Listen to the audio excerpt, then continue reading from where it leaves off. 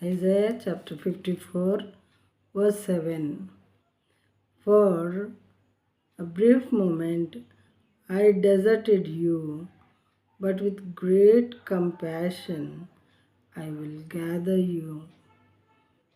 In Telugu, నిమిషమాత్రము నేను నిన్ను విసర్జించి తిని గొప్ప వాత్సల్యముతో నిన్ను సమకూర్చెదను. దేవుడి మాటలు చెప్తున్నారు. నిమిషమాత్రము నేను నిన్ను విసర్జించి తిని గొప్ప వాత్సల్యముతో నిన్ను సమకూర్చెదను. దేవుని ప్రేమ చాలా గొప్పది.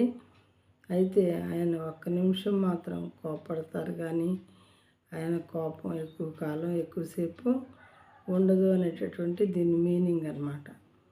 ఎంత చక్కగా దేవుడు చెప్తున్నారు మనతో.